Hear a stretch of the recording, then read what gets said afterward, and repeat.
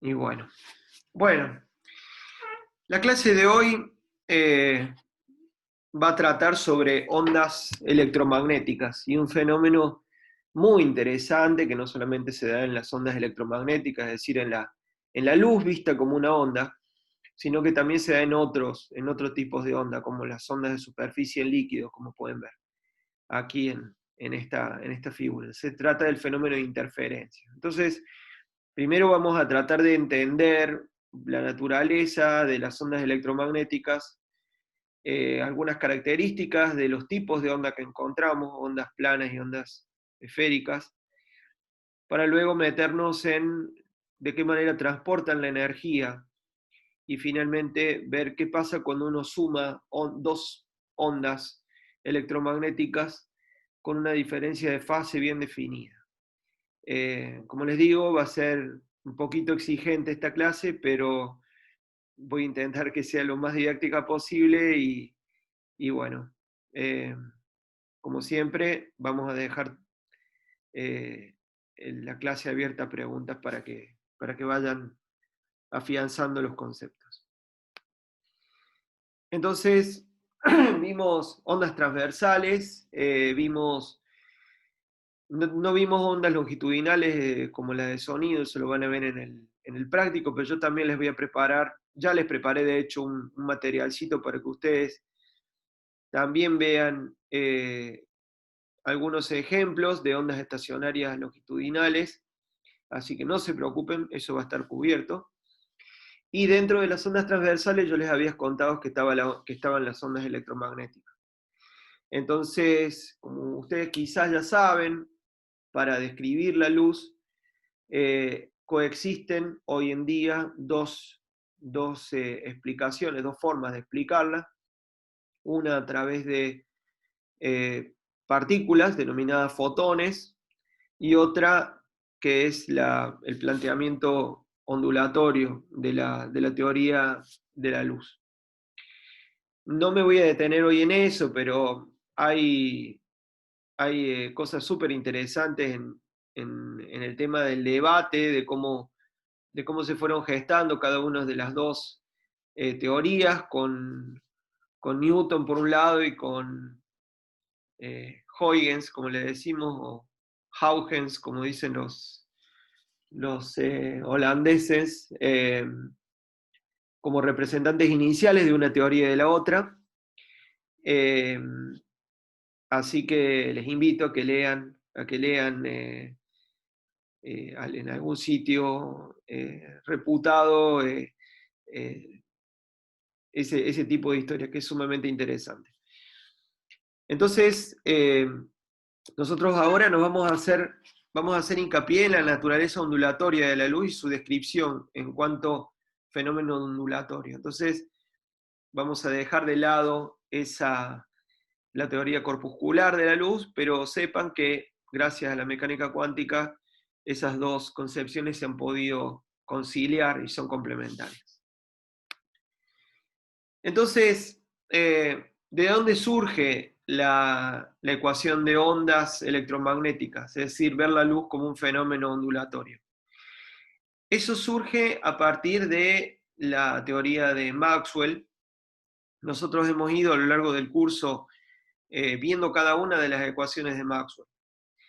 Sin embargo, un aspecto muy importante para la generación de ondas no lo vimos hasta ahora dentro de las ecuaciones de Maxwell, y es la corrección que hizo Maxwell a la ley de Ampère, que nosotros vimos cuando estudiamos campos magnéticos. Esa corrección es crucial para la obtención de la ecuación de ondas electromagnéticas, que como ecuación de onda es igual a la que ustedes ya vieron en la clase pasada, así que no va a haber nada nuevo por ese lado. Entonces, ¿en qué consiste esa corrección? Esa corrección consiste en un término que se suma al segundo miembro de la ley de Ampère que ustedes ya vieron. La ley de Ampère que hemos resuelto consistió, en todos los casos que vimos, consistió en esta expresión, en donde teníamos el rotor de B de un lado y del otro lado la corriente libre. Bueno, gracias a Maxwell se pudo ver que había un término que no es cero en el caso que nosotros estudiamos, por eso no cometimos ningún error, pero que debe ser tenido en cuenta cuando hay campos eléctricos que están variando. Entonces, hoy no voy a hablar de este término, pero también tengo material para mostrarles y para contarles sobre ese término. Ese término se denomina corriente de desplazamiento y consiste simplemente en una constante que es epsilon 0 y mu 0, dos cantidades que ya vimos, por la derivada respecto al tiempo parcial del campo eléctrico. Es decir, el campo eléctrico, el rotor de B también se puede deber a la variación del campo eléctrico. Con la variación del campo eléctrico yo también puedo generar un campo magnético. Entonces, este descubrimiento o esta corrección fue uno de los pilares de la teoría de ondas electromagnéticas. Entonces vamos a considerar entonces las ecuaciones de Maxwell con este término y las vamos a escribir en el espacio vacío, es decir, suponiendo que no tenemos en ningún lado ni cargas ni corrientes.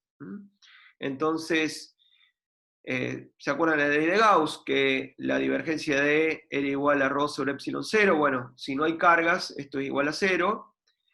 La divergencia de B siempre era 0 por la no existencia de los monopolos magnéticos, así que esta es siempre igual. Después tenemos la ley de Ampère, a la cual le hemos agregado la contribución de Maxwell, pero como no hay corrientes, el término que lleva J no aparece, entonces nos queda que el rotor de B es epsilon 0 por mu 0 por la derivada de E respecto de t. Y finalmente la ya conocida, archiconocida ley de Faraday, que nos dice que el rotor de E es igual a menos de B de t, que nos decía que la variación del flujo magnético a través del área que encierra una espira generaba una FEM inducida. Entonces, esas son las 4 ecuaciones de Maxwell completas en el vacío. Entonces, fíjense, simplemente para que vayan viendo algo que a los físicos nos encanta, que es la simetría de las ecuaciones, que estas ecuaciones son simétricas, es decir, es lo mismo poner E que B, y acá son un poco antisimétricas en el sentido de que hay términos dependientes de las derivadas temporales por un lado y términos y otro miembro de los rotores, pero hay un menos de diferencia entre una ecuación y la otra. Entonces son ligeramente asimétricas, pero esa simetría va a dar lugar a la ecuación de ondas electromagnéticas. Bueno, y vamos a deducirla. Entonces, tomemos la ley de Faraday, que está acá, y a toda esta ecuación le apliquemos el rotor. Entonces, no vamos a alterar la igualdad aplicando el rotor acá y el rotor acá. Y permitiendo que el rotor sea intercambiable con la derivada temporal. Es decir, que aplicando el rotor afuera, eso pueda ser igual a menos la derivada respecto al tiempo del rotor de B. O sea, que pase adentro el rotor. Entonces, así nos queda si aplicamos el rotor a la ley de Faraday. Entonces nos queda que el rotor del rotor de E, no se asusten, ya lo hemos visto por otro lado, es igual a menos la derivada temporal del rotor de B. Entonces, vamos a tener esto por un lado. Ahora, el rotor de B, ustedes se acuerdan, está incluido en la ley de Ampère. Entonces, vayamos ahora a la ley de Ampère y derivemos toda la ley de Ampère respecto al tiempo parcial. Y también permitamos, en este caso no hace falta, es decir, aplicamos la derivada respecto al tiempo a un miembro y al otro miembro de la ley de Ampère. Entonces, con este término de corrección de Maxwell. Entonces, ¿qué es lo que nos queda? Nos queda que la derivada respecto al tiempo del rotor de B es igual a epsilon 0 por mu 0 por la derivada segunda del campo eléctrico respecto al tiempo dos veces. Entonces, fíjense que nos termina quedando que el rotor del rotor D es igual a epsilon 0 por mu 0 por la derivada segunda de E respecto de T dos veces. Con un menos, no olvidé decirlo, con un menos. Entonces, tenemos ahora una ecuación en donde por un lado tenemos las derivadas espaciales del campo eléctrico y por otro lado tenemos las derivadas temporales del campo eléctrico. Y nos sacamos el campo magnético de encima. Entonces, ¿a qué era igual el rotor del rotor de E? Bueno, lo vimos anteriormente, que es un poco más fácil esta expresión para las coordenadas cartesianas, ya lo vamos a ver, pero recordemos entonces que el rotor del rotor de E es el gradiente de la divergencia de E menos algo que se llamaba el laplaciano vectorial de E, que quería decir aplicar el laplaciano a cada una de las componentes de E en cartesiana. Ya lo vamos a recordar, así que no se dan problemas. Pero este primer término es dependiente linealmente de la divergencia de E. Entonces, la divergencia de E era cero, porque esa es la ley de Gauss en el vacío. Habíamos dicho que no había carga, entonces divergencia de E era igual a cero. Entonces, el rotor de E, el rotor del rotor de E, finalmente termina siendo cero menos el laplaciano vectorial de E. Entonces, igualando esto a esto, con el menos, nos queda esta ecuación, que el laplaciano vectorial de E es igual a epsilon 0 por mu 0 por la derivada segunda de E respecto de T dos veces. ¿Y eso cómo se escribe? Bueno, en cartesiana es la mejor manera de escribirlo porque es la más fácil. Entonces nos queda que, pasando dividiendo, dividimos por epsilon 0 por mu 0.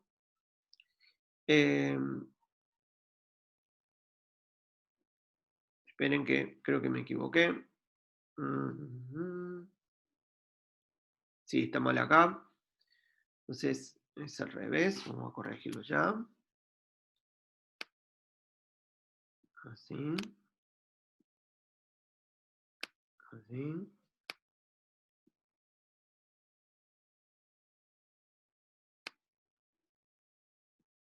Y así. Ahí está mejor. Entonces, nos queda eso. ¿Y qué es? Bueno, el laplaciano vectorial de E es un vector de 3 componentes, y cada componente es la derivada segunda de la componente en cuestión, perdón, el laplaciano, a ver,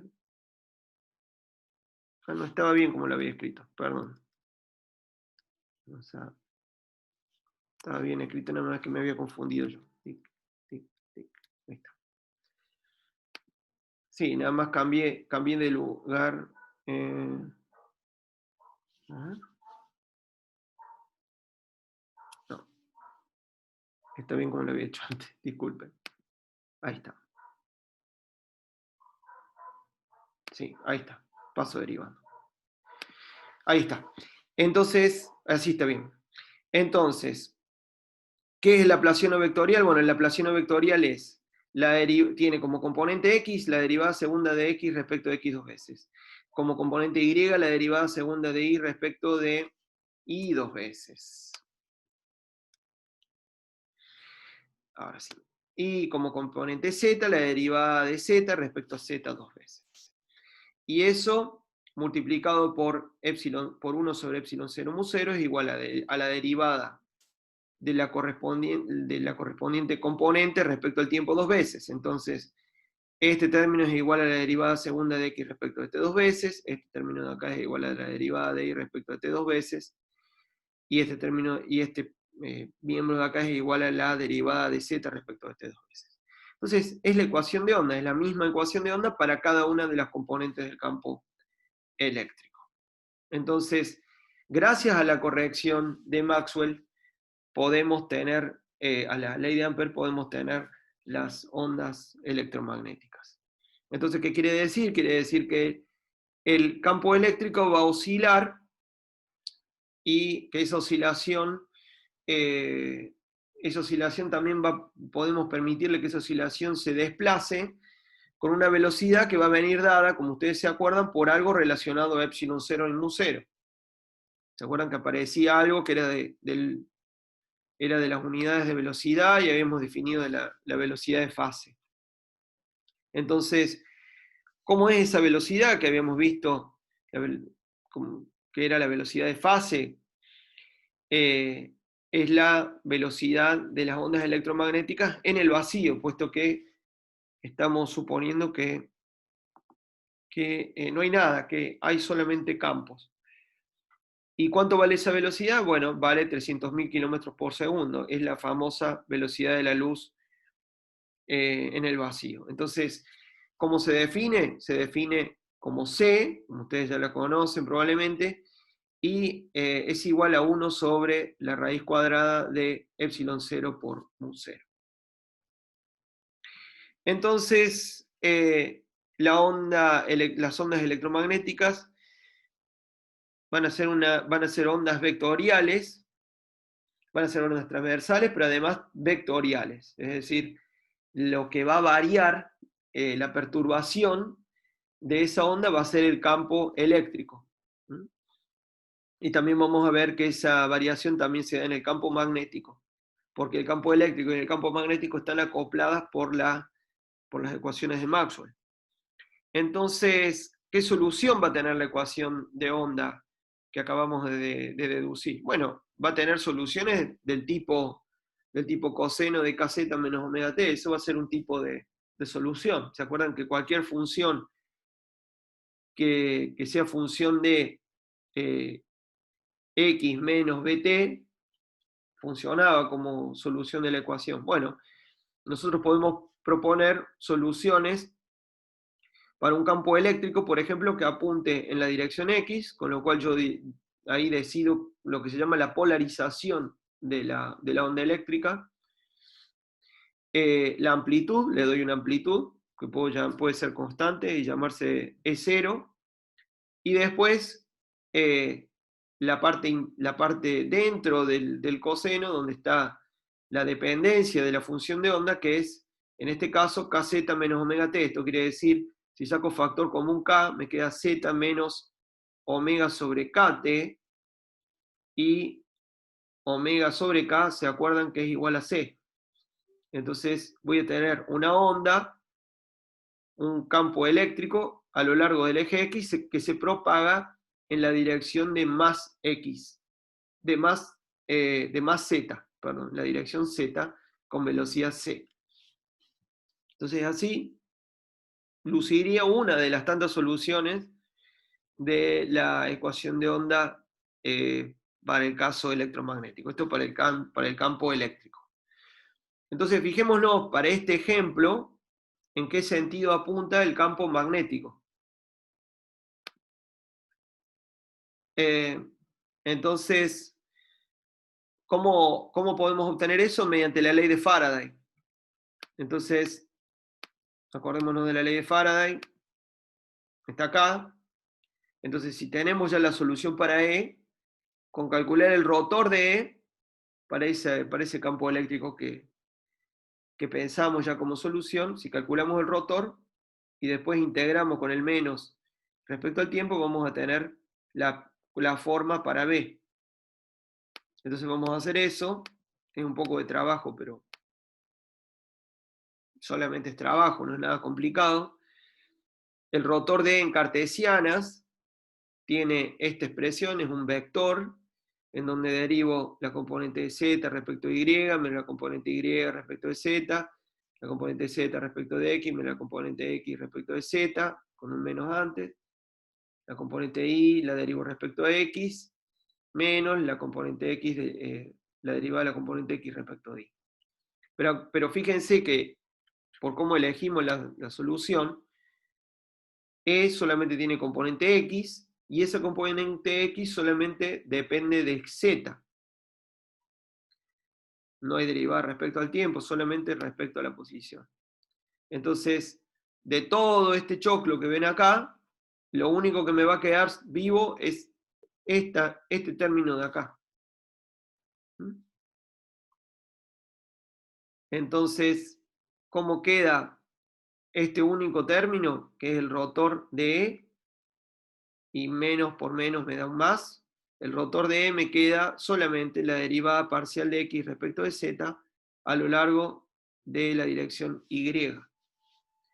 ¿Y eso qué es? Eso es, derivo el coseno, me queda menos seno, y después me queda la derivada respecto de Z de lo de adentro.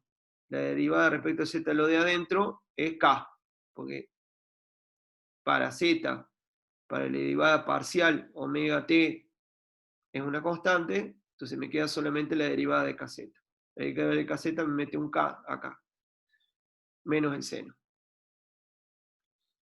Y eso es igual, por la ley de Faraday, a dB a dt.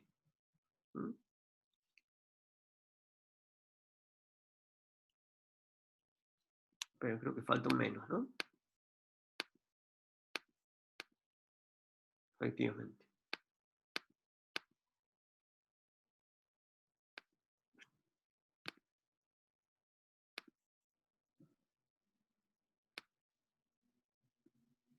A ver, Martín, la segunda está derivada respecto a z.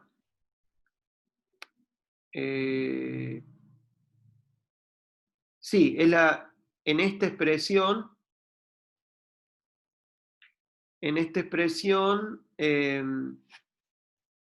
a ver. Martín, si querés, si tenés una pregunta, porque no entiendo la pregunta, si querés, podés habilitar tu micrófono para hacer la pregunta. Ah, perfecto. Bueno, lo que sí falta un menos acá. Menos acá.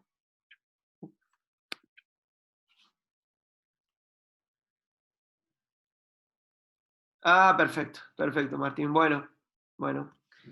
Entonces, ahí está. Entonces, esto es el rotor, el rotor de B. El rotor de E es igual a menos dB de T. Perfecto. Entonces, lo que queda es integrar respecto a T. Entonces, acá queda, que B de Z es, vamos de vuelta, el menos de antes ahora me saca el menos de acá. Entonces B, terminamos acá, ¿no es cierto? Entonces para sacar B, tengo que pasar el menos para este lado, con este menos se hace más, e integrar, sacar la primitiva respecto a t. Entonces eso es lo que hago acá. Me queda que b de zt es la integral, es E0 por k por el versor y por esta integral. Entonces la integral del seno es menos el coseno, pero como hay un omega, un menos omega acompañando al t, los dos menos se cancelan, entonces me queda E0 por K sobre omega, apareció este omega porque es la primitiva de esta, por coseno de kz menos omega t en la dirección Y. Entonces, esta es la expresión para el campo magnético correspondiente a un campo eléctrico que se propaga a lo largo de la dirección más z a lo largo del eje X. Entonces, si el campo eléctrico está en el eje X, la flecha campo eléctrico está en el eje X y se propaga a lo largo de Z, el campo magnético también va a estar a lo largo del eje Y y también se va a propagar a lo largo de más Z. ¿Con qué velocidad se propaga? Con la velocidad de la luz. ¿Y cómo se saca la velocidad de la luz? ¿Qué relación hay entre omega, k y la velocidad de la luz? Bueno, la relación de dispersión que ya hemos visto antes. Eso es bastante trivial, pero lo recordamos, que C es igual a omega sobre k, y es igual a, ¿se acuerdan? La longitud de onda sobre el periodo de las ondas, y nu es la frecuencia, no la frecuencia angular que es omega, sino que nu es igual a omega dividido 2pi.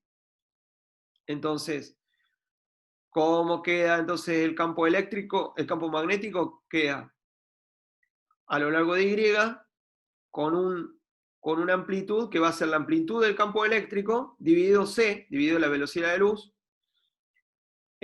por el coseno de kz menos omega t. Entonces, ¿qué quiere decir? Quiere decir primero que B y E son perpendiculares, porque uno apunta en X y otro apunta en Y. Entonces, E por B, producto interno, me da 0. Eso va a ser siempre así, para cualquier tipo de onda electromagnética. Y además están en fase. ¿Qué quiere decir? Que cuando en X, que cuando E0 es máximo a lo largo de X, de más X, B va a ser máximo también a lo largo de Y. Entonces van a estar los dos oscilando en fase. Entonces, ¿cómo se representa eso? Bueno, supongan que este es el eje Z, se propaga a lo largo del eje Z la onda, y que E es el vector campo eléctrico. Entonces está alineado a lo largo de X. Entonces, si le sacamos una foto a T constante, la forma que me da el vector campo eléctrico es esto, siempre oscilando con respecto a la coordenada Z, a lo largo del eje X, positivo, negativo acá, negativo acá.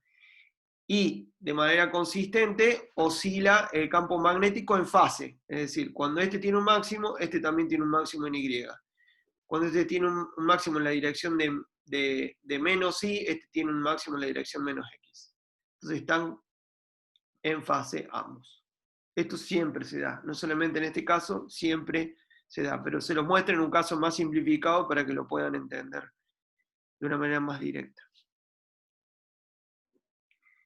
Bien, y eso se propaga a lo largo del eje Z en la dirección con una velocidad c, que es la velocidad de la luz en el vacío, 300.000 kilómetros por segundo. Bueno, si prendo el tiempo ahora, si paso de la foto a la película, ahora esta forma se va a mover hacia la derecha con velocidad c. Entonces, resumiendo, propiedades de una onda electromagnética viajera: el campo eléctrico es perpendicular a la dirección de propagación, el campo magnético es perpendicular a la dirección de propagación, E y B oscilan en fase, E es perpendicular a B, el módulo de B es el módulo E dividido C, y E por B es paralelo a la dirección de propagación, E vector B. Entonces cuando hago E vector B, cuando multiplico E por B vectorial, hagan la regla de la mano derecha, siempre le apunta en la dirección más Z. Esto es siempre vale esto, no solamente para el caso que vimos, ¿sí?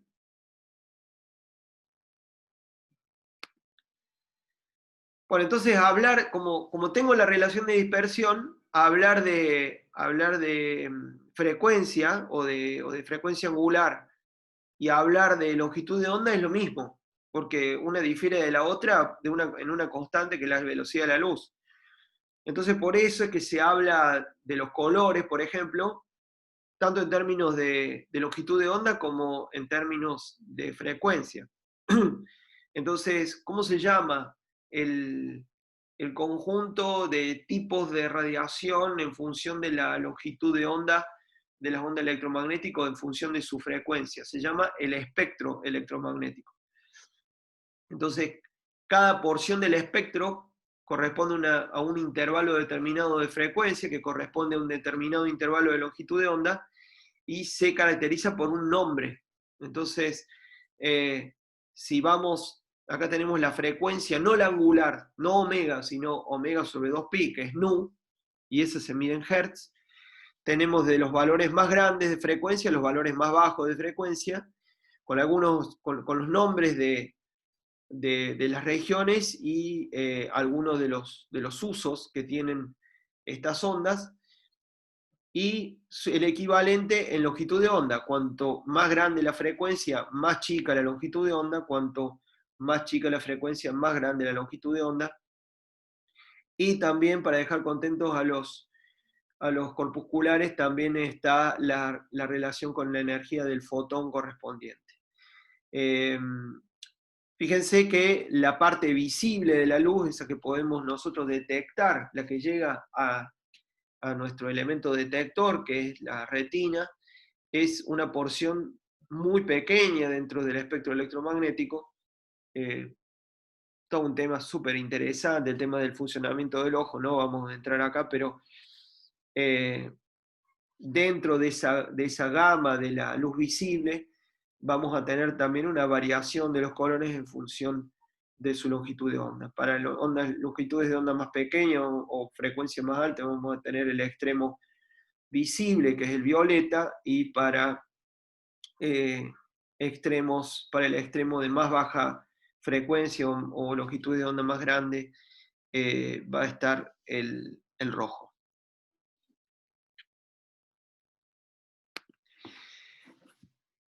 Bueno, otra cosa súper interesante de las ondas electromagnéticas, yo les había dicho en general de las ondas, es la capacidad de transportar energía.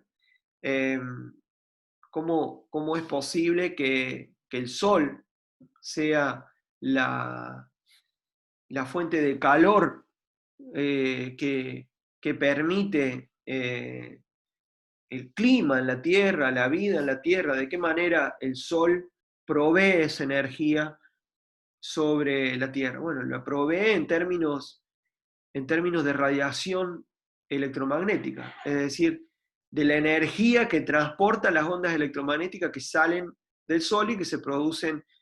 Es un proceso complejo la producción de luz en el Sol, se estudia en astronomía, pero básicamente se trata de la fusión nuclear que ocurre en el núcleo del Sol. Eso pasa por varias capas del Sol y finalmente es de la fotósfera, la parte visible del Sol, de donde se emite luz mayormente visible que viaja como onda electromagnética por el espacio hasta nuestro planeta. Es sumamente interesante, si ustedes quieren ahondar desde el punto de vista de la química, el rol que tiene la energía electromagnética provista del Sol para la química de las atmósferas. Yo estudio dentro de mi área de especialidad la atmósfera del satélite Titán de Saturno, que tiene una composición química de su atmósfera muy parecida a lo que era la Tierra antes del surgimiento de la vida, con alta concentración de nitrógeno, y el hecho de que esté 10 veces la distancia, a 10 veces la distancia de la Tierra al Sol, está a 10 unidades astronómicas Titán, hace que haya muy poca energía provista por el Sol para permitir que haya reacciones y combinaciones de químicas en su atmósfera de la misma manera que se da en la Tierra. Entonces la dinámica química de la atmósfera de Titán es sumamente lenta, producto de la escasa disponibilidad de energía electromagnética provista por el Sol. Bueno, nos fuimos de tema, pero volvamos al transporte de energía por una onda electromagnética. Tenemos ahora una onda electromagnética que se propaga con velocidad c, y lo que hace es transportar la energía de los campos, la energía electromagnética de los campos que la conforman. Entonces, ¿se acuerdan ustedes que habíamos definido la densidad de energía por unidad de volumen? La densidad de energía electromagnética por unidad de volumen, eso era U, y en el vacío era epsilon 0 por el módulo del campo eléctrico al cuadrado sobre 2, más el campo magnético, el módulo del campo magnético al cuadrado sobre 2 mu 0.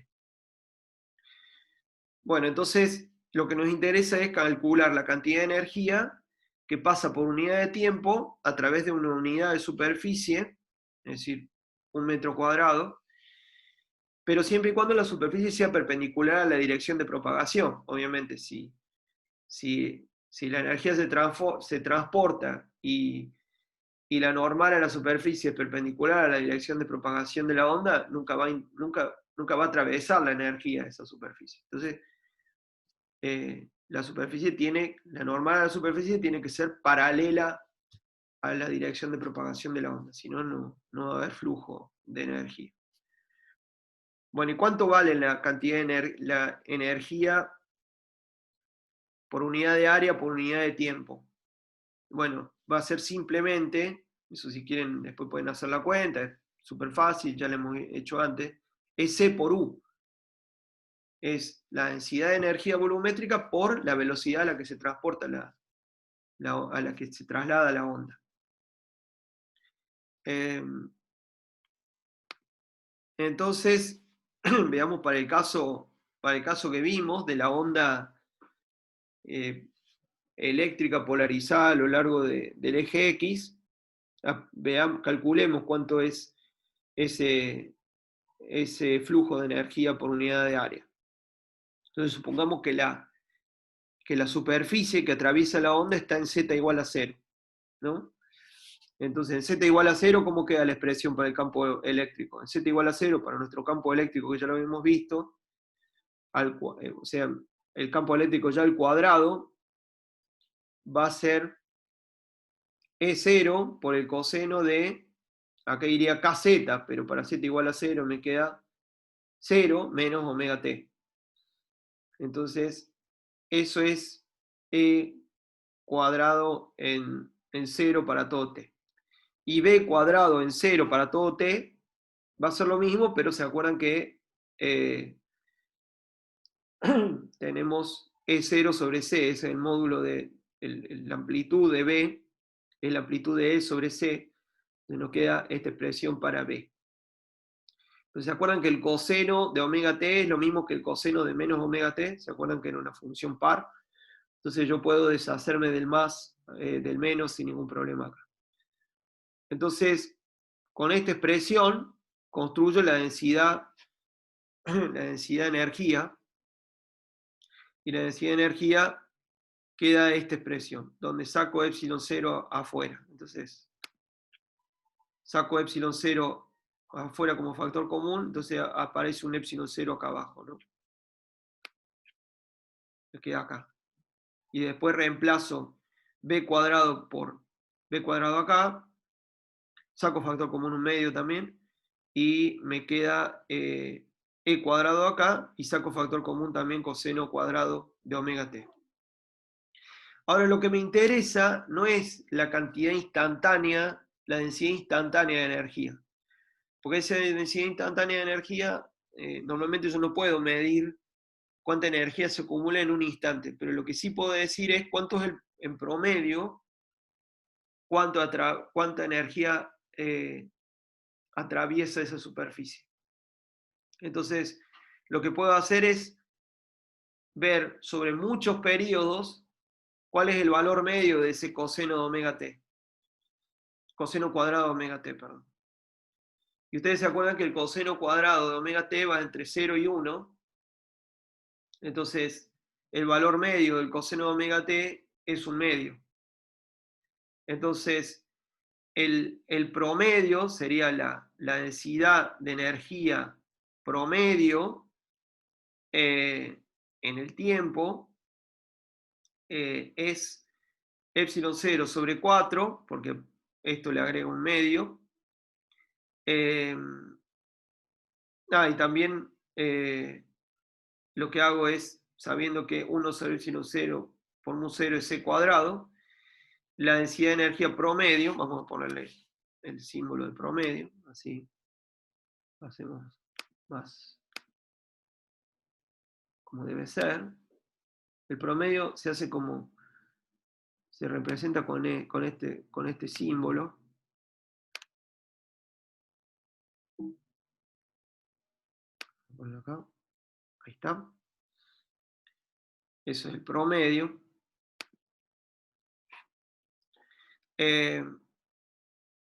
Me queda así, me queda epsilon 0 sobre 4, E0 cuadrado más E0 cuadrado, eso es porque 1 sobre epsilon 0 mu 0 es igual a c cuadrado, entonces se va con este c cuadrado que está dividiendo acá. Y al sumar E0 cuadrado dos veces, ese 2E0 cuadrado se va con este 4 y me queda 2. Entonces fíjense qué simple que quedó la expresión. La densidad volumétrica de energía electromagnética de una onda, como la que vimos, promediada en el tiempo. Entonces, bueno, la energía promedio que va a atravesar una unidad de superficie por unidad de tiempo va a ser simplemente multiplicar U por C. A ver, hay una pregunta. Melissa dice, queda como la eléctrica. A ver. Sí, queda como la eléctrica, sí. Pero en este caso, acuérdense que hemos promediado, ¿sí? Entonces, vamos a poner bien, vamos a aclarar bien que este U promedio también. ¿Sí? Sí, pero está bien, queda como la eléctrica. A ver.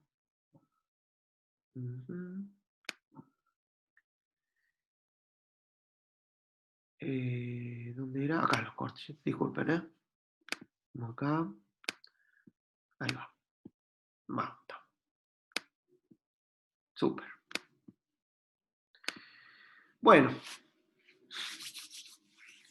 Ustedes después repásenlo tranquilo, las cuentas son claras.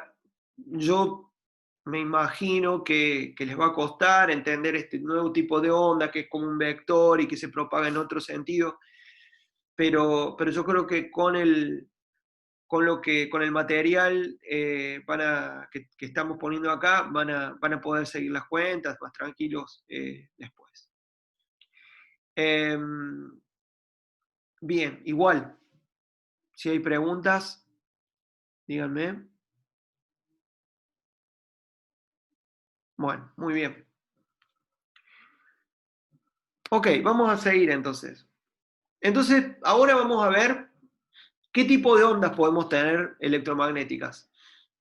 Vimos un caso que es súper simple, que es una onda linealmente polarizada, es decir, el E apunta en la dirección X, se propaga a lo largo de la dirección Z y el B entra en fase perpendicular al E, de tal manera que E por B me da la dirección de propagación. Y ahí tanto E como B generan un plano.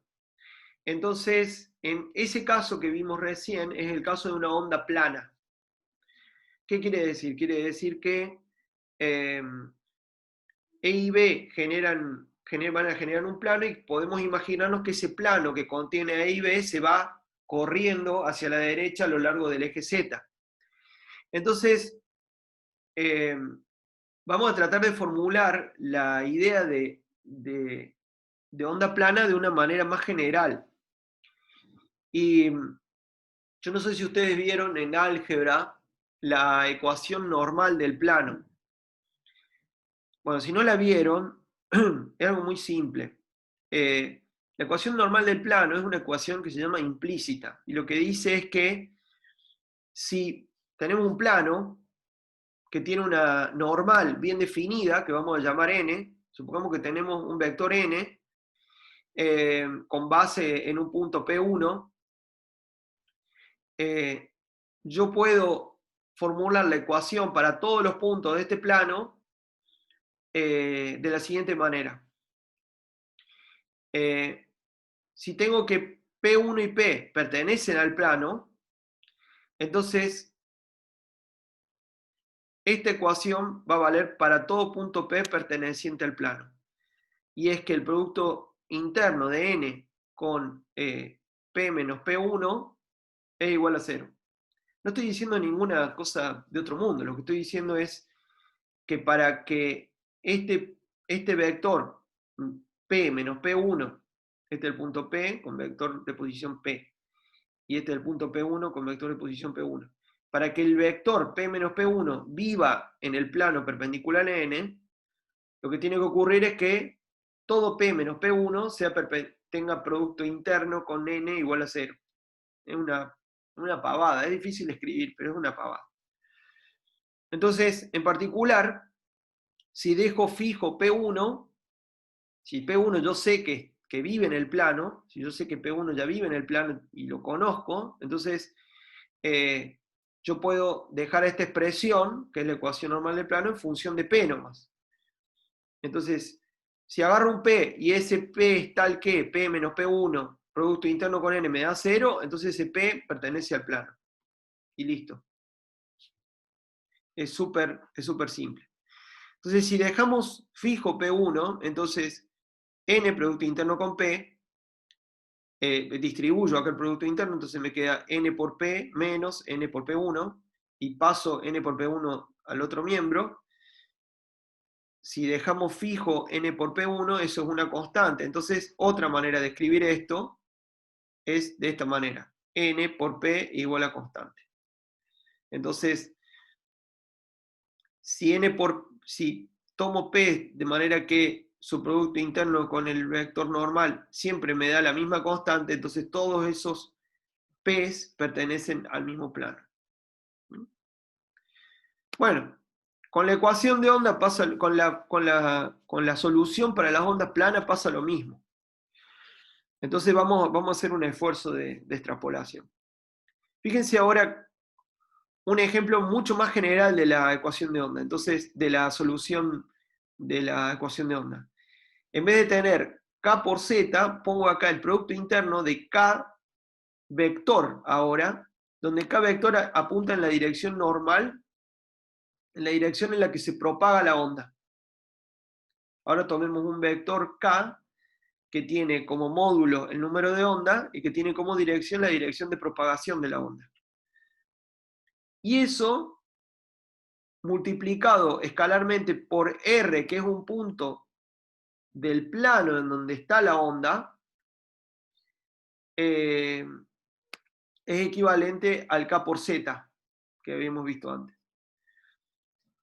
Y además, como habíamos visto, como es una onda viajera, a esto hay que restarle omega t para que esto cumpla con la ecuación de onda.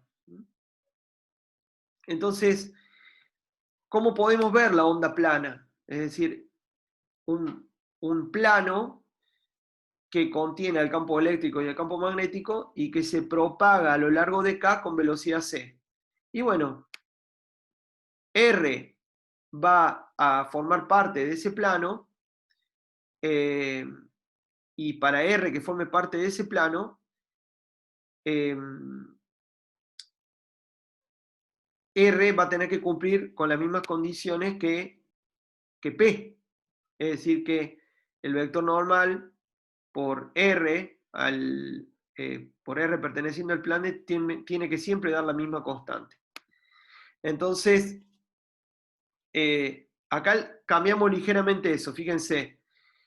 Acá no tenemos K por R igual a constante, tenemos K por R menos omega t igual a constante, o sea, si suponemos que la fase es constante y pasamos omega t para este lado, esto quiere decir que si R pertenece al plano al plano de la onda, entonces K por R va a ser una cantidad que va a ir aumentando con omega t. ¿Qué es lo que quiere decir eso? Quiere decir que el plano al que pertenece R se va a ir desplazando para allá, en la dirección de K, con una velocidad v. ¿Y de dónde sale v? Sale de omega sobre K. Entonces, lo único que me queda para llegar a una expresión similar a esta, donde aparece n en vez de k, es representar k como n versor por k, k módulo, y pasar dividiendo. Esto me queda también otra constante nueva, y acá me queda omega sobre k, que es c. Entonces, conclusión, si yo quiero seguir un plano de un frente de onda, lo quiero seguir en el tiempo, tengo que considerar esta cantidad constante, y una vez que le pongo la constante, que digo esto vale tantos radianes, con eso yo ya elijo qué plano va a ser, y si elijo cuánto va a valer esto que está acá adentro, luego con la velocidad, ese plano que identifique con un determinado valor se va a ir moviendo. Para mantener esto constante va a equivaler a que se va moviendo en la dirección de k con velocidad v. Entonces, una vez que yo dejo esto fijo, identifico un frente de onda. Es decir, para seguir un frente de onda y ver cómo se propaga, tengo que dejar la fase constante. Le doy un número a la fase, con eso elijo el plano, de todos los planos posibles, elijo el plano que yo quiera con el valor de k por r menos omega t, y si dejo correr el tiempo de manera que esto siempre sea constante, eso va a equivaler a seguir el plano en su movimiento a lo largo de k con velocidad c. Bueno, pero no hay solamente ondas planas, sino que además hay otra solución a la ecuación de onda que consiste en ondas que son esféricas, en donde la amplitud ya no depende ya no es constante, y el k ya no es constante, sino que depende en qué dirección estoy mirando. No vamos a entrar en muchos detalles, pero la solución para ondas esféricas surge cuando tengo una fuente puntual de ondas. Ustedes, la analogía sería, imagínense en un estanque o en un lago o en un balde, ustedes tiran una piedra, eso genera, en el momento de la caída, generan ondas circulares que se van expandiendo sobre la superficie del agua de manera divergente, pero con frentes de ondas, con crestas y valles que van moviéndose radialmente hacia afuera. Lo mismo ocurre con la luz. La fuente puntual puede ser el sol, puede ser una estrella. Ahora, como les digo, no hay que preocuparse por esto, por la expresión tan complicada. Lo que quiero que quede acá en claro es que si nosotros nos ubicamos muy lejos de la fuente que genera ondas esféricas electromagnéticas, muy, muy lejos, el aspecto que va a tener una onda esférica para una región pequeña en comparación con la distancia a la fuente, va a ser la impresión de una onda plana. Entonces, la conclusión es que toda onda esférica, muy, muy lejos, en un área relativamente chica respecto a la distancia, termina siendo una onda plana. Eh, Podemos entonces considerar que la luz del sol, si fuera coherente, eso lo dejemos al margen, pero imaginemos que del sol, que es una fuente puntual, salen en todas direcciones del sistema solar, salen ondas lumínicas esféricas, al momento que llegue a la Tierra, esos frentes de ondas que van a ir llegando a la Tierra van a poder ser considerados como ondas planas. ¿Por qué? Porque estamos muy, muy lejos en relación a la sección que va a que intercepta la Tierra de esa onda electromagnética que viene del Sol. Entonces, de vuelta, toda onda esférica, producto de una fuente puntual, lejos de esa fuente, se puede aproximar como una onda plana, que es la onda que vimos antes. Bueno, creo que con eso estamos listos para descansar un poco. ¿Tienen alguna consulta, alguna pregunta? Si no vieron la ecuación normal del plano, me pueden decir. Yo puedo preparar algo más para que ustedes lo repasen.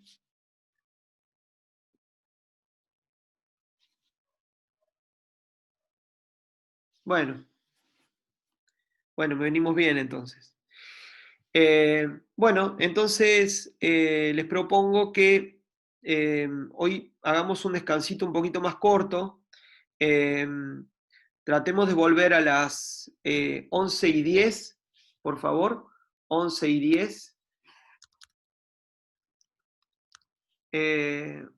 Volvemos. Así seguimos con el resto de la clase, que va a ser un poquito intensa, como les dije. Entonces, 11:10, nos vemos de vuelta. Muy bien.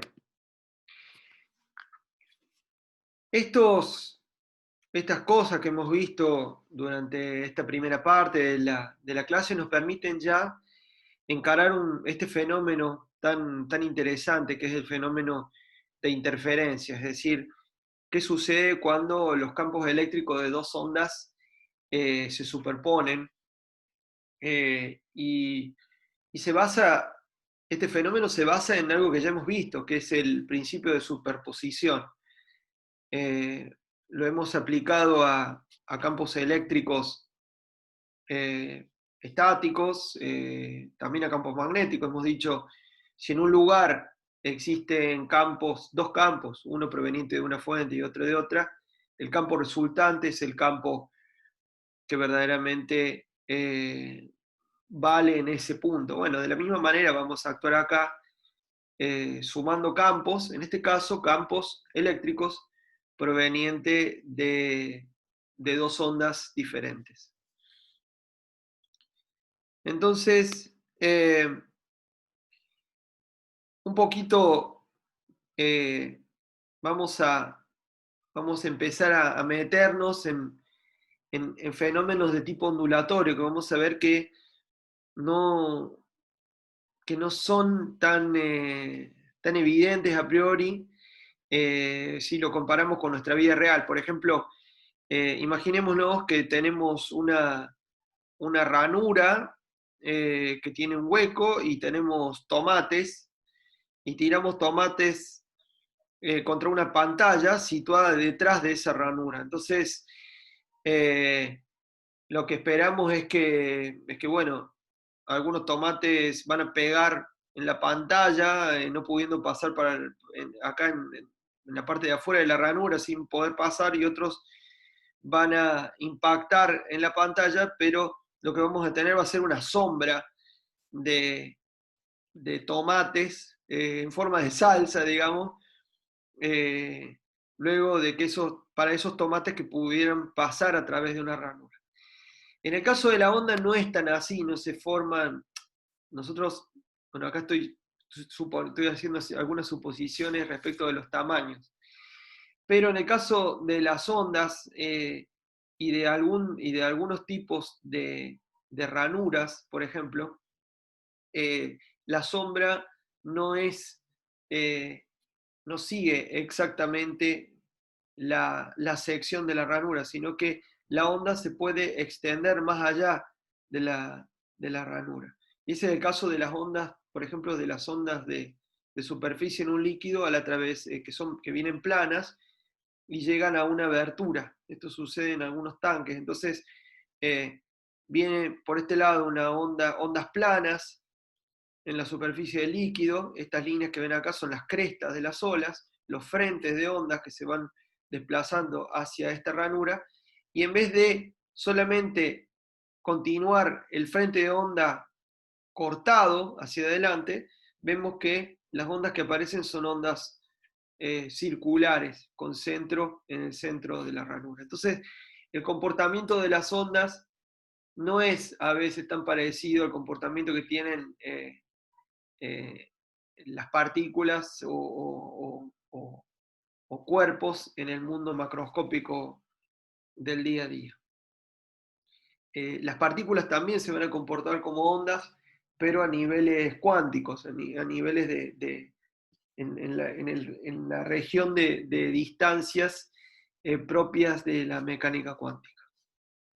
Pero bueno, eso no es nuestro tema de análisis hoy.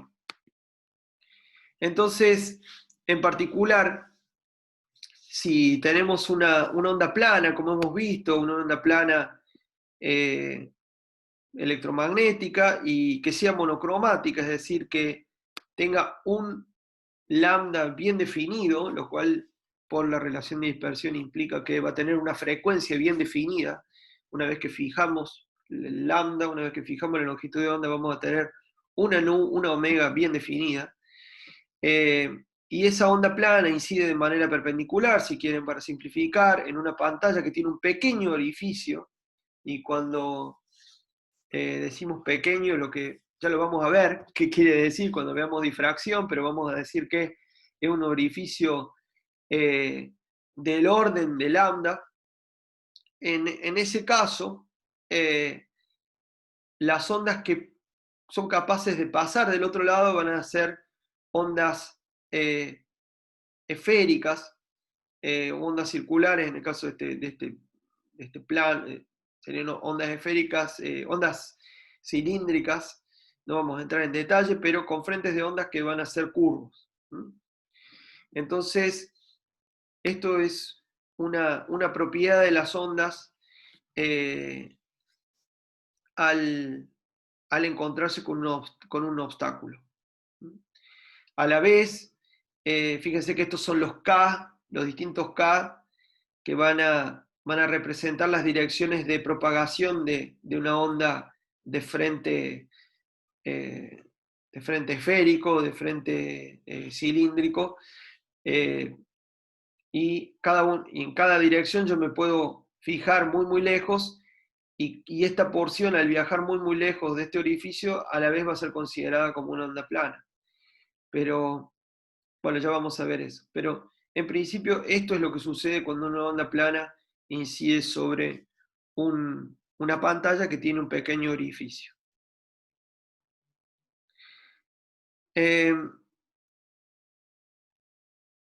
Otra cosa interesante es que la aparición de las ondas circulares de este lado es tal que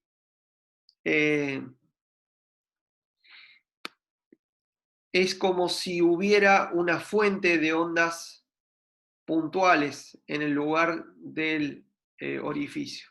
Y eso es el llamado principio de Huygens o Huygens, en donde que nos dice que todos los puntos en el plano de apertura, en el lugar de la abertura, pueden ser considerados fuentes secundarias de ondas esféricas, y yo puedo totalmente prescindir de esto, y si quiero estudiar las ondas de este lado, puedo prescindir de estas ondas planas del orificio y suponer que acá hay una fuente muy pequeña la cual está emitiendo ondas esféricas.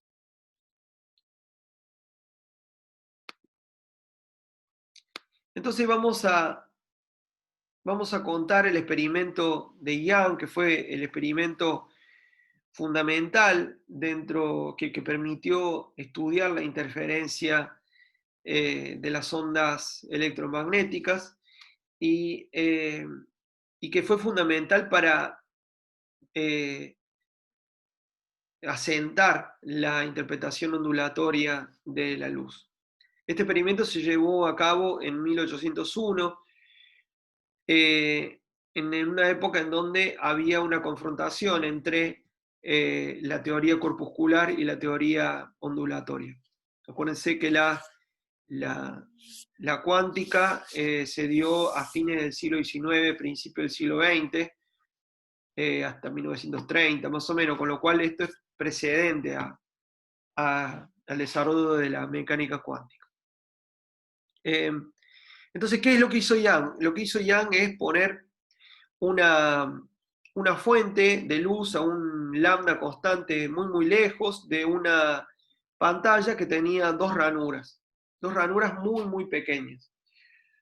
Entonces, estas ranuras estaban separadas por una distancia d, que a la vez era mucho más pequeña que la distancia entre este plano de las ranuras y una pantalla que estaba situada perpendicular al eje que contenía la fuente y el punto medio del espacio entre ranuras, y en donde se tenía que observar la interferencia. El hecho de que estuviera lejos de la fuente hacía que al momento de llegar a la ranura, las ondas electromagnéticas, inicialmente esféricas, llegaran planas, como ya hemos visto, y al atravesar cada una de las ranuras se generarían ondas esféricas nuevamente, o ondas cilíndricas, digamos, u ondas de frente curvo, digamos, en base al principio, en correspondencia con el principio de Huygens. Sin embargo, al estar muy lejos de la pantalla, eso haría que al llegar a la pantalla, las ondas de frente curvo sobrevivientes de esta onda plana inicial llegarían a esta pantalla también con una aproximación plana, es decir, que en la pantalla la interacción entre los campos eléctricos de las ondas salidas de acá y de acá sería la interacción, se daría entre dos ondas planas. Bueno, muy bien, pantalla entonces perpendicular al eje, que es equidistante de las ranuras y a la vez que contiene la fuente distante. Bueno, este era el dispositivo y acuérdense, lambda constante. Entonces, acuérdense que por ser una onda plana y por estas ondas planas llegar de manera paralela al plano en donde están las ranuras, las fases de la porción la fase de la porción de la onda que llega a esta ranura es igual a la fase de la porción de la onda que llega a esta ranura, con lo cual voy a tener dos ondas de frente curvo que van a estar con la misma fase al salir de la ranura. Entonces no va a haber diferencia de fase entre las ondas que salen de cada una de las dos ranuras. Bueno, entonces lo que va a pasar es que voy a sumar los campos. Entonces, para entender cómo se da la suma de campos, vamos a suponer la suma entre dos ondas de igual longitud de onda. Vamos a hacer un ejercicio muy simple. Entonces, supónganse que tenemos una onda cualquiera, A por el seno de K por X, acá arriba, y acá abajo tengo A por el seno de K por X menos delta, es decir, agarro otra onda que esté corrida respecto a esta, una fase, es decir, una cantidad de radianes menos delta. Y está como tiene un menos, está corrida hacia la derecha. ¿Está? Entonces, la pregunta es, si yo sumo estas dos ondas, si sumo estas dos contribuciones, ¿cuándo me va a dar ¿cuándo me va a dar una onda de 2 veces A de amplitud y cuándo me va a dar una onda de 0 de amplitud? O sea, ¿qué valor de delta necesito yo para que la suma sea constructiva? Es decir, que me dé una onda del doble de amplitud, como un extremo, ¿no? ¿Y qué diferencia de fase delta tiene que haber para que esas ondas, al sumarse, se destruyan? O sea, se anulen mutuamente. Ambos extremos son posibles. En este caso, súper simple, es bastante fácil de hallar. Entonces veamos cuándo tenemos esa suma, me va a dar la interferencia. Entonces, ¿cuándo voy a tener interferencia constructiva y cuándo voy a tener interferencia destructiva? Destructiva cuando se suman, se potencia la amplitud, destructiva cuando se anula. Entonces, ¿cuándo voy a tener interferencia destructiva? Y cuando yo corra la onda de abajo de tal manera que la cresta de una, justo para el mismo X, tengo la cresta de una y el valle de la otra.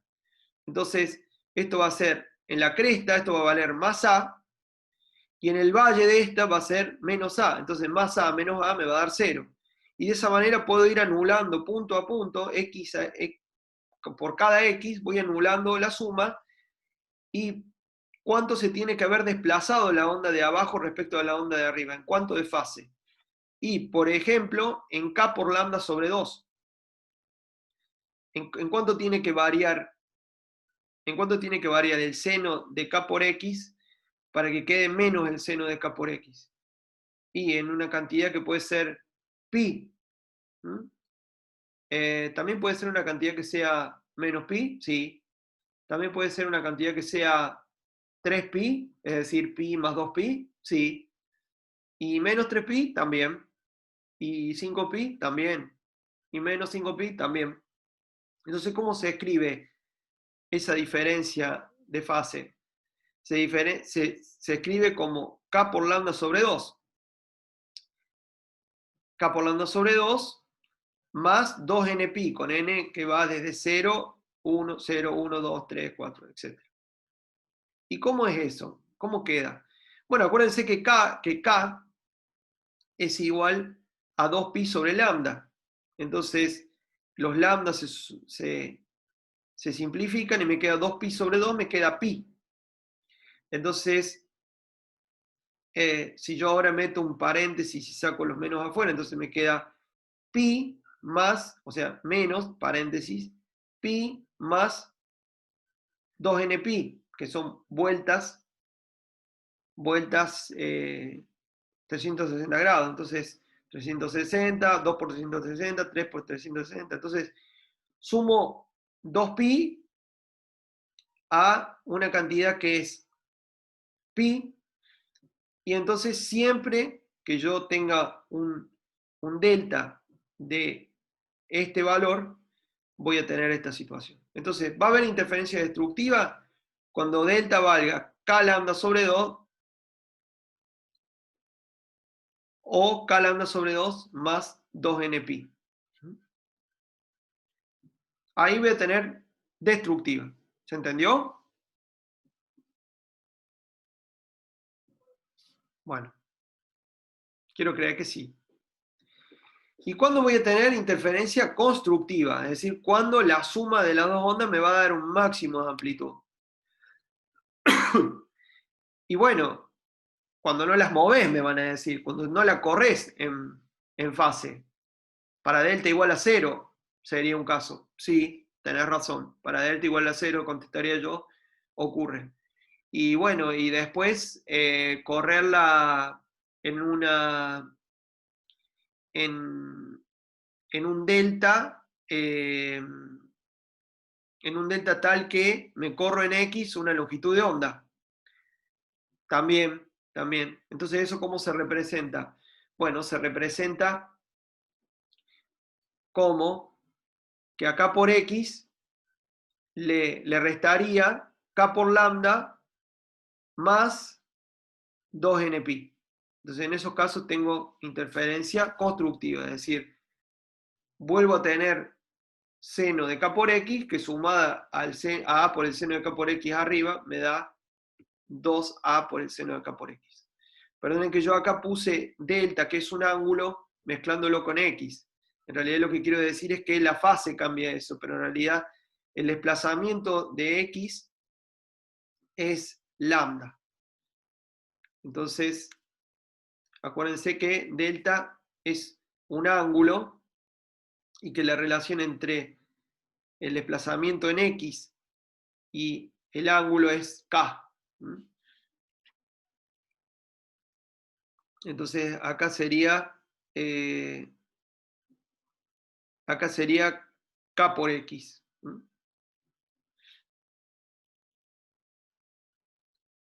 Bien, entonces, básicamente, si dos ondas de la misma longitud de onda difieren, están desfasadas de la mitad de una longitud de onda, van a hacer interferencia destructiva. De la mitad de una longitud de onda, más o menos un múltiplo de la longitud de onda. Si difieren en una longitud de onda o un múltiplo de una longitud de onda, van a interferir constructivamente. Ese es el mensaje. Entonces, ¿qué es lo que hace Young? Lo que hace Young es, voy a tratar de que salgan dos ondas con la misma fase inicial desde acá y que se produzca entre ellas una diferencia de fase producto de que una recorrió menos distancia que la otra. Entonces, al recorrer la que sale de abajo, en este caso, al recorrer para llegar al punto P sobre la pantalla, al recorrer más distancia la de abajo que la de arriba, va a haber una diferencia de fase cuando las dos lleguen a este punto. esa diferencia de fase se va a deber simplemente a que una viajó más espacio. Y si esa diferencia de fase es K por lambda o un múltiplo de K por lambda, vamos a tener interferencia constructiva. Si la diferencia de fase es de K por lambda sobre 2 más 2nπ, la interferencia va a ser destructiva. De manera que, si es una onda de luz, los campos, cuando haya interferencia destructiva, se van a restar, dándome campo eléctrico cero. Y para otro punto, en donde la diferencia de fase sea tal que hay interferencia constructiva, los dos campos eléctricos se van a sumar, con lo cual voy a tener el doble de campo eléctrico y por lo tanto espero tener luz en el caso de interferencia constructiva, o más luz, y menos luz u oscuridad en el caso de la interferencia destructiva. Esa es un poco la idea detrás del experimento de Young.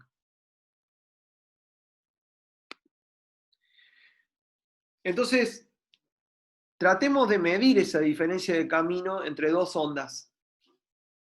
Y para eso vamos a suponer también que, como la distancia de la pantalla desde las ranuras es tan lejana, vamos a suponer que las ondas llegan acá de manera plana, como ya lo dijimos. Entonces imagínense el trayecto de un frente de onda que va a terminar pegando en P, que sale desde la ranura y recorre desde la ranura hasta el punto P, de la ranura acá arriba hasta el punto P, una distancia R2.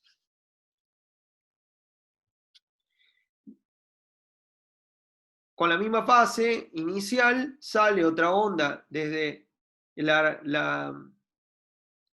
sale desde la ranura de abajo, otra onda que recorre una distancia R1 hasta llegar al punto P. Entonces, pongamos R2, R1, y supongamos que hay un ángulo θ, que es el ángulo, que forma, vamos a hacer esto, el ángulo θ en realidad es este ángulo.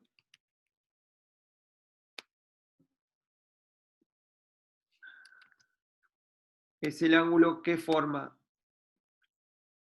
que va desde el centro de la ranura hasta el punto P. Ese es el ángulo θ. Es este de acá.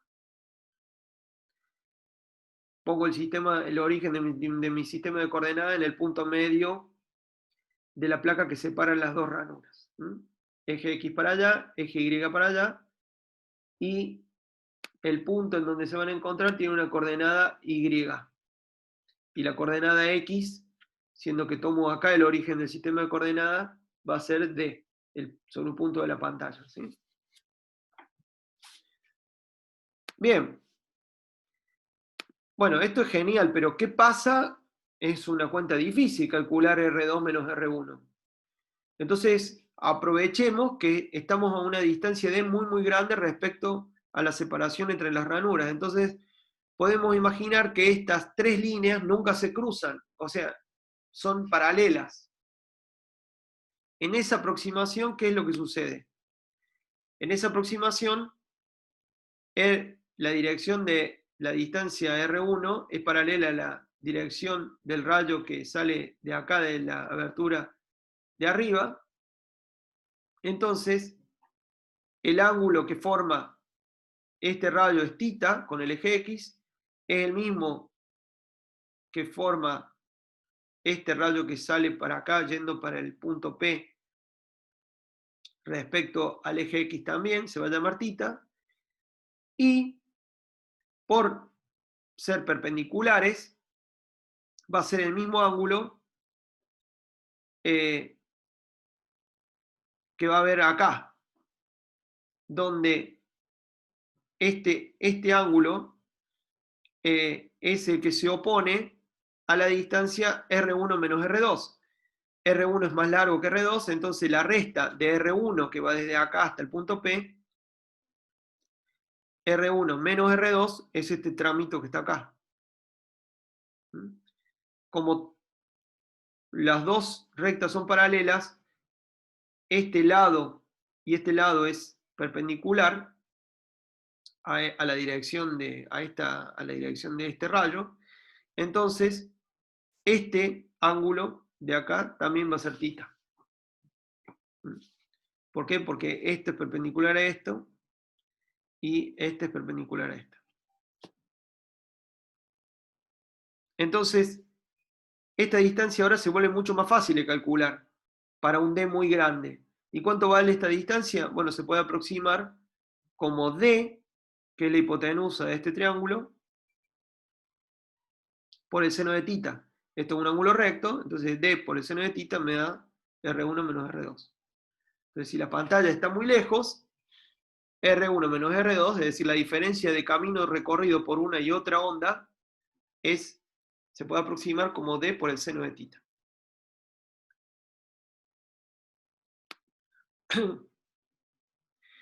Pero a la vez, si la pantalla es muy lejos, puedo concentrarme en ver qué es lo que pasa muy cerca del eje X y hacer que θ sea muy pequeño. Entonces, ahí puedo hacer una nueva aproximación y decir que R1 menos R2, que ya había dicho que era D por el seno de θ, es aproximable, vamos a poner aproximado también,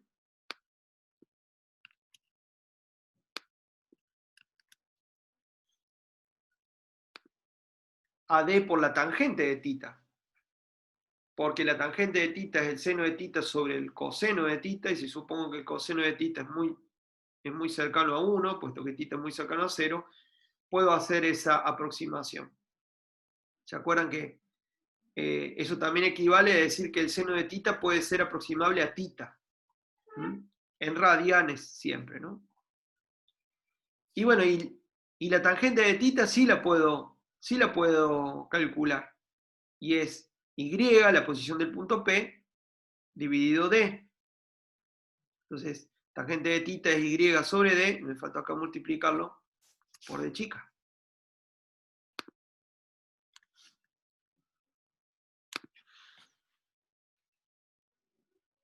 Entonces, fíjense, la diferencia de camino recorrido por la onda 1 y la onda 2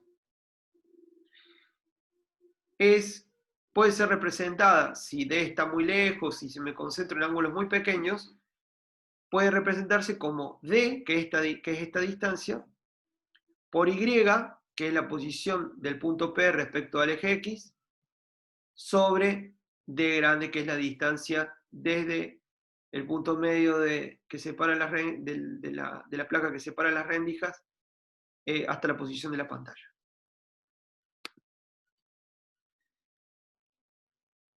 Bien. Acá faltó de vuelta. D. Y acá D grande. Bueno, muy bien.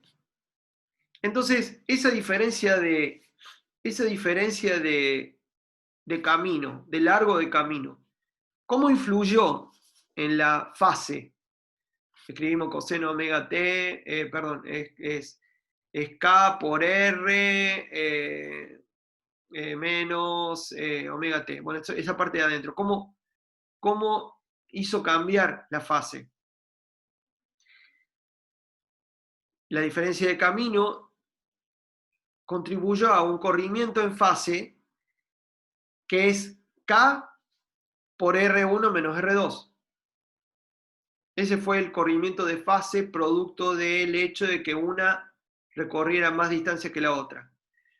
Fíjense que si yo considero P justo en este punto, que es el punto en donde R2 es igual a R1, eso correspondería a un θ igual a 0, y en ese caso las dos ondas llegarían a este punto en fase, porque habrían recorrido la misma distancia cada una de ellas.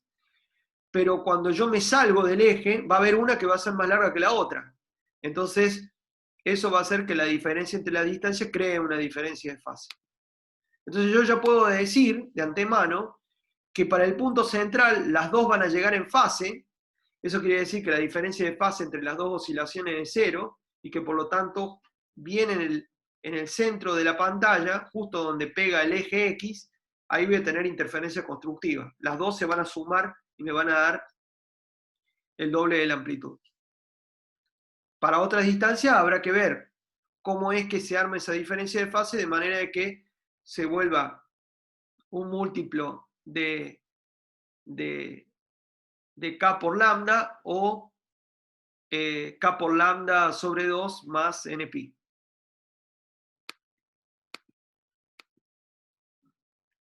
Entonces volvemos al corrimiento de fase entre una y otra y eso va a ser K por R1 menos R2, que yo ya dije que iba a ser K por D por Y sobre D.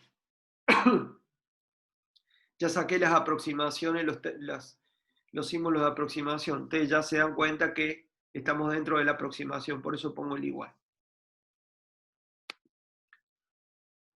Entonces, ahora escribámoslo bien a lo que dijimos recién. ¿Cuándo va a haber interferencia constructiva entre dos ondas? Va a haber interferencia constructiva entre dos ondas cuando la diferencia de fase es tal que K por la diferencia en las distancias es igual a K por lambda más 2nπ, donde n es 0, o 1, o 2, o 3, etc. Entonces, en estos casos, yo voy a tener una diferencia de fase entre las dos que sea tal que las dos ondas sumadas me van a dar, se van a potenciar, me van a dar el doble de la amplitud. Ahora, también hay interferencia constructiva, como les dije, cuando delta es igual a 0, es decir, cuando θ es igual a 0. ¿Por qué? Porque R1 es igual a R2. Los dos llegan sin tener diferencia de distancia recorrida. Entonces, incluimos el 0 y de esa manera la diferencia, o sea, voy a tener interferencia constructiva cuando la diferencia de fase entre las dos ondas sea que es igual a K por D en los I donde haya máximo sobre D, que sea o 0, o 2pi, o 4pi, etc. En general, 2nπ con n que va desde 0 en adelante. Entonces, ¿para qué valores de Y voy a tener interferencia constructiva? Voy a tener interferencia constructiva para los valores de I máximo, I correspondiente al delta que me da un máximo, despejando Y. Y despejo Y y me queda que Y para los máximos van a quedar en los valores de Y donde haya máximos, donde haya interferencia constructiva, van a ser 2 por n por pi por d sobre k por d. Es decir, que no voy a tener máximos siempre, sino que los máximos van a estar intercalados. Los máximos, los lugares donde va a haber interferencia constructiva van a ser lugares discretos. Además, el problema va a ser simétrico, porque respecto al eje, entonces tengo que esperar que también para I negativos, para Y negativos voy a tener máximo. Entonces, no hay problema. En vez de poner el más acá, pongo más menos, y listo, ya incluyo los máximos que estén por debajo del eje X.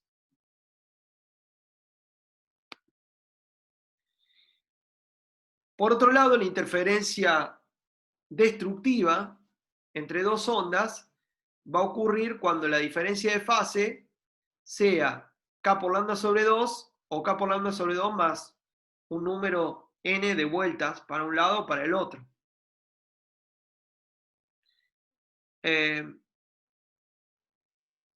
Entonces, lo que equivale esto a decir que el delta donde haya interferencia destructiva tiene que valer o pi, o 3pi, o 5pi, es decir, múltiplos impares de pi, con n que va de 0 para arriba. Entonces, ¿dónde van a estar los Y en donde va a haber interferencia destructiva? Van a estar en las posiciones, en las distancias tales que van a valer 2n más 1 d por lambda sobre 2d, con n desde 0 para arriba. Como el problema es simétrico respecto al eje X, no nos olvidemos de los y negativos. Entonces, los y donde están los mínimos, no máximos, como dice acá, donde voy a tener interferencia destructiva, entonces va a ser más menos, más para arriba, menos para abajo, 2n más 1, d por lambda sobre 2d. Entonces, el primer mínimo, el primer lugar donde va a haber interferencia destructiva, ni bien dejo el centro de la pantalla y me voy para arriba, va a ser con n igual a 0. Entonces, ¿cuánto va a valer ese i donde va a haber interferencia destructiva? Para n igual a 0 va a estar en i igual a d por lambda sobre 2d chica. Y luego el siguiente va a estar en 3d por lambda sobre 2d chica, y el siguiente va a estar en 5d por lambda sobre 2d chica, etc. Y lo mismo para abajo, con un menos. Ahora bien, como ustedes se imaginarán, entre un lugar de interferencia constructiva óptima y un lugar y una Y de interferencia destructiva óptima, voy a tener situaciones intermedias. Entonces, si un lugar de interferencia constructiva me da luz y, una posición de interferencia destructiva me da oscuridad, entre ellos dos va a haber toda una gama de valores tenues, digamos, de valores que me van llevando de la oscuridad a la luz y de la luz a la oscuridad. Entonces no es que van a ser alternadas líneas claras y oscuras, sino que entre medio voy a tener un degradé, por así decirlo. Eso ya lo vamos a ver en un ratito. Bueno, ¿y cómo medimos si algo es brillante o oscuro? Y bueno, algo va a ser brillante o oscuro, y me refiero a cómo va a lucir esto en la pantalla, en función de cuánta energía electromagnética atraviese la pantalla. Una medida de esa energía que atraviesa la pantalla, que es transportada por las ondas, es la llamada irradiancia, que está relacionada con el flujo de energía que vimos hace un ratito para las ondas electromagnéticas. Entonces, ¿se acuerdan que habíamos visto que la energía eléctrica por unidad de tiempo que atraviesa una unidad de superficie instantáneamente era C por epsilon 0 por el módulo D al cuadrado, ¿no? Bueno, la irradiancia es la versión promediada de eso, o sea, algo parecido a lo que vimos antes. Pero acuérdense que solo para el campo eléctrico. De hecho, el campo magnético de cualquier onda electromagnética es una cantidad muy pequeña comparado con el campo eléctrico, porque el campo magnético, ¿se acuerdan? El módulo del campo magnético es el campo eléctrico dividido la velocidad de la luz, que es un número muy grande. Entonces, por eso casi siempre nos referimos al campo eléctrico de la onda electromagnética. Es decir, no son flechas comparables. El campo magnético es mucho más chiquito que el campo eléctrico. Muy bien. Entonces, la irradiancia ahora la voy a definir como el promedio de esta expresión de acá, el promedio en el tiempo.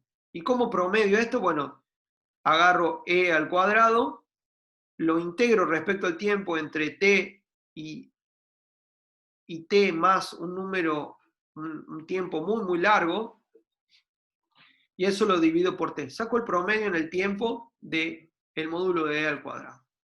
¿Qué quiere decir esto? Quiere decir que yo voy a tener un aparatito que va a ir midiendo cuánta energía va pasando por cada punto de la pantalla, pero que el tiempo en el cual yo voy contando la energía es un tiempo largo. O sea, espero muchas oscilaciones de la onda para acumular energía. Entonces lo que voy a tener al final es la energía promedio, para ir midiendo la energía. Entonces la energía, lo que voy a estar midiendo va a ser la energía promedio. Nada más. Eso nos pasa con el ojo. El ojo no toma el valor, no toma la irradiancia instantánea, sino que la el sistema del ojo tiene un tiempo de integración que hace que lo que estamos viendo es la irradiancia, es justamente la energía promedio, el flujo de energía promedio en un determinado tiempo, periodo de tiempo. Ahora, para el caso de la interferencia, el problema está es que este E va a ser el E de la suma de las dos ondas que llegan al punto P. Las dos ondas que van a venir de cada una de su correspondiente ranura y que van a coincidir en el punto P. Son esas las que están interfiriendo. Entonces voy a tener que escribir el módulo de E al cuadrado para E igual a la suma de los campos eléctricos de cada una de las ondas. Entonces, bueno, voy a escribir esto. Entonces E va a ser igual al E de la onda 1 más el E de la onda 2. Las dos van a coincidir en el punto P. A E1, a la onda E1, la puedo representar como esto. Como lo voy a representar como una onda plana, suponiendo que estoy muy lejos ya de las ranuras. Entonces, esto va a ser una amplitud con una determinada dirección del campo, con esta expresión adentro del coseno, y acá va a aparecer epsilon 1 y epsilon 2, esto yo lo tomé del libro Hedge de óptica, en donde supone que al salir de las ranuras, las dos ondas tienen una diferencia de fase distinta de cero entre ellas. Esto vamos a ver que para el caso de Young es cero. Entonces no se asusten al ver esto. Va a tratar Hedge de hacerlo en general y después va a ir a lo particular. Entonces, ¿cómo se hace E cuadrado cuando hay una suma? Y se representa E cuadrado como el producto interno de E con sí mismo. Así se define el módulo de E al cuadrado. ¿Y cómo es eso? Bueno, si E es E1 más E2, hay que reemplazar E por E1 más E2. Entonces me queda E1 más E2, producto interno, E1 más E2. Hay que hacer distributiva, no queda otra, E1 cuadrado más E2 cuadrado más 2E1 escalar E2. Eso me queda E cuadrado cuando sumo dos ondas. Para simplificar, nos olvidemos de las constantes de proporcionalidad y trabajemos con las irradiancias como si fueran directamente los campos eléctricos promediados, los campos eléctricos al cuadrado promediados. Entonces voy a llamar I1 al módulo de D1 al cuadrado promediado en el tiempo, I2 al módulo al cuadrado de E2 promediado en el tiempo, y voy a llamar I12 al promedio del producto interno entre E1 y E2. Acuérdense que esto corresponde a cada término de este.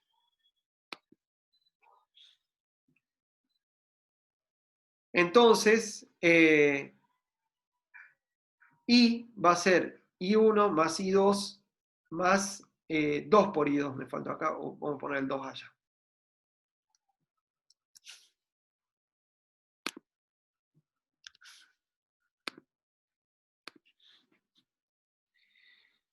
Bueno, entonces fíjense que el único término de esta expresión en donde las ondas se mezclan es este término de acá. Este término solamente involucra a la onda 1, este término solamente involucra a la onda 2 y su amplitud. Ahora, el término que va a generar la interferencia va a ser el término en donde aparecen las dos ondas. ¿Qué pasa si E1 es perpendicular a E2? Chao, no hay interferencia. Entonces, dos ondas, dos campos eléctricos que llegan a un mismo punto, si son perpendiculares, no interfieren, es decir, se suman sus irradiancias sin ningún problema. En el caso de Young, buscamos que los dos campos eléctricos estén en la misma dirección. Entonces, esto no va a ser cero.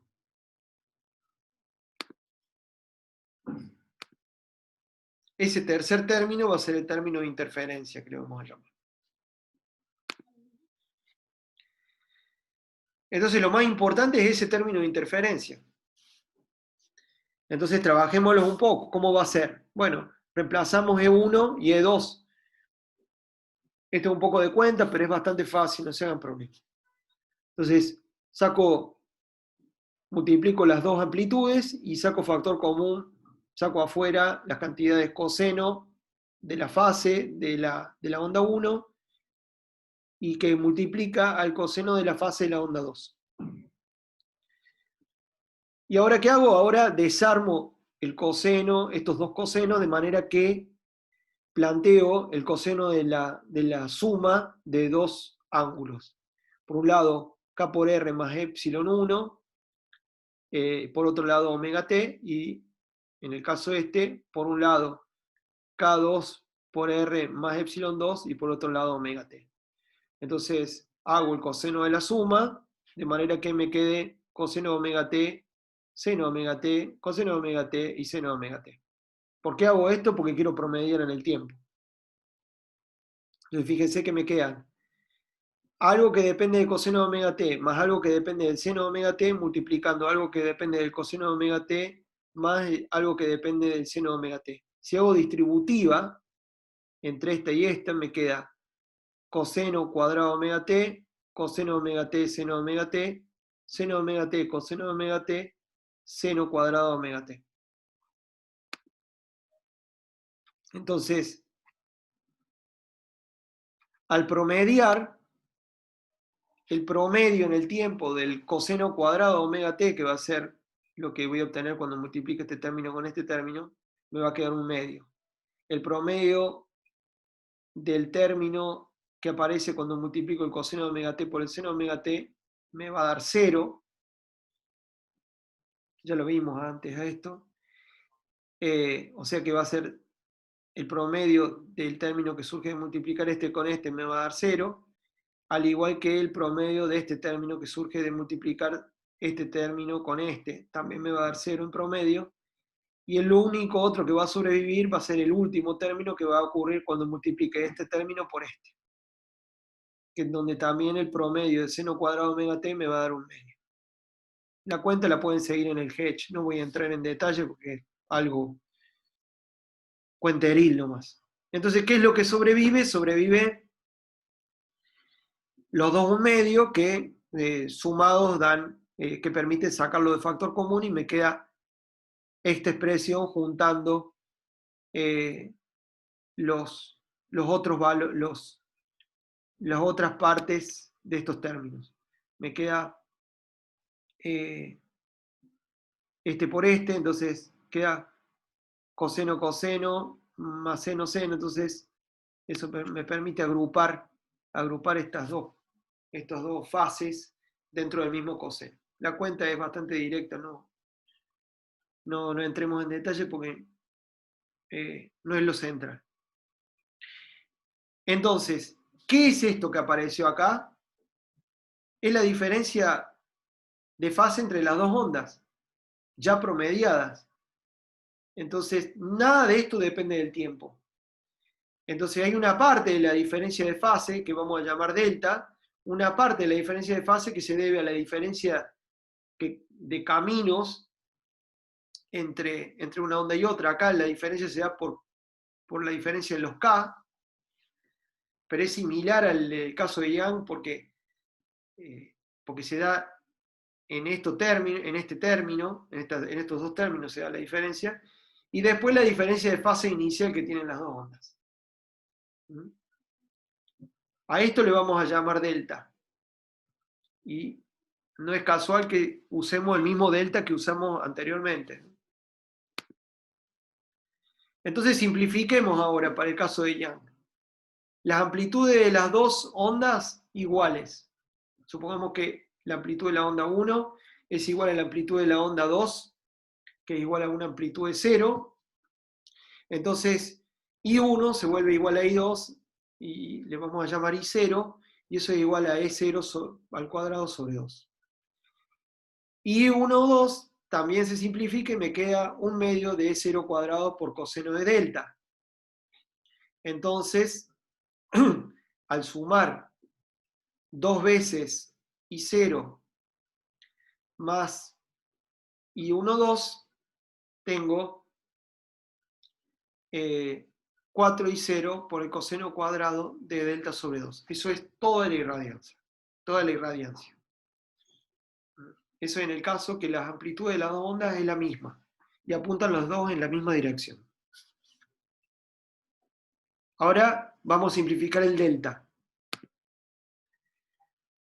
Por Young, epsilon 1 y epsilon 2 son 0, porque no hay diferencia de fase inicial entre las ondas. Y los K son iguales, porque las dos llegan paralelas, las dos ondas llegan prácticamente paralelas al mismo punto. Entonces, las dos se propagan en la misma dirección y corresponden a la misma longitud de onda. Entonces, K1 es igual a K2 es igual a K. El tema es que una recorrió más distancia que la otra. Entonces, el delta va a ser simplemente K producto escalar, la resta entre R1 y entre R1 y R2, pero todo es en la misma dirección, con lo cual puedo sacar todo lo que sea vectorial, y entonces me queda que la diferencia de fase, delta, de acá, va a ser el mismo delta que vimos antes, es decir, K multiplica la resta entre R1 menos R2. Este delta es el mismo delta que vimos antes. Eso es lo que quiero decir. Entonces, ¿se acuerdan que habíamos visto cuándo los deltas, cuánto tenían que valer los deltas para que la interferencia fuera constructiva máxima? Y eso era, ¿se acuerdan? Cuando valía delta 0, más o menos 2pi, más o menos 4pi, etc. Bueno, ¿cuánto vale el I máximo? 4 veces I0, con I0 tal como lo definí antes. ¿Y qué pasaba cuando tenía interferencia destructiva máxima? Y el delta tenía que valer o más menos pi, o más menos 3pi, o más menos 5pi, etc. Bueno, agarro delta mínimo, lo meto adentro de la definición de I, y el coseno cuadrado de delta sobre 2 me tiene que dar 0, con lo cual, cuando hay interferencia destructiva máxima, la irradiancia es 0. Entonces esto quiere decir la cantidad de luz máxima que voy a ver con mi ojo, y esto quiere decir oscuridad. Entonces, ¿qué termino teniendo? Y con esto ya terminamos la clase de hoy y les agradezco por el aguante nuevamente. ¿Qué tenemos entonces? Bueno, vamos a tener una serie, en la pantalla vamos a ver una serie de franjas claras y oscuras, y entre ellas, entre las regiones de pura oscuridad y de máxima luminosidad, vamos a tener un degradé. Entonces, si yo grafico la irradiancia en función de Y, que es la posición que me ubica el punto P a lo largo de la pantalla, voy a ver que donde hay interferencia constructiva óptima, es decir, primero en este punto, porque las dos ondas llegan sin diferencia de fase y por lo tanto contribuyen constructivamente. En ese punto, en los máximos, voy a tener máxima, donde llegan las dos con diferencia de fase de una longitud de onda por K, o cualquier múltiplo de eso, o cualquier valor de eso más 2nπ, voy a tener máximos. Esos máximos van a estar a estas distancias, a esta distancia de acá, a esta distancia de acá, etc., sobre la pantalla, ¿no? Y donde tenga interferencia destructiva, la intensidad va a ser 0. Entonces voy a tener oscuridad. Entonces, este punto máximo va a corresponder a una línea bien brillante, la más brillante posible. Esta va a ser una línea brillante, y entre medio de dos líneas brillantes va a haber líneas oscuras.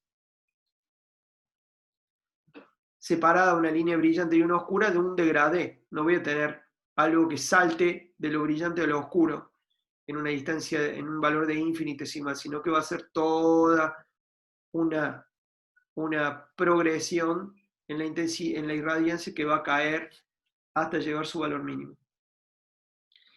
Queda para ustedes, lo pueden ver en el práctico, que la distancia entre mínimos siempre es la misma, y que un máximo siempre cae a mitad de camino, a mitad de valor de I entre dos mínimos. Eso queda para ustedes de verificarlo. ¿Por qué me apuré tanto a darles esto? Bueno, porque en el laboratorio van a ver el experimento del biprimo de Fresnel, que es exactamente lo mismo que Young. Así que ya tienen la base para que ustedes entiendan el problema del biprima de Fresnel, que es un poquito más complicado porque hay algunas reflexiones, pero la base es esto. Bueno, chicos, llegamos, y chicas, llegamos al final de la clase de hoy. Les agradezco de vuelta. ¿Hay alguna pregunta?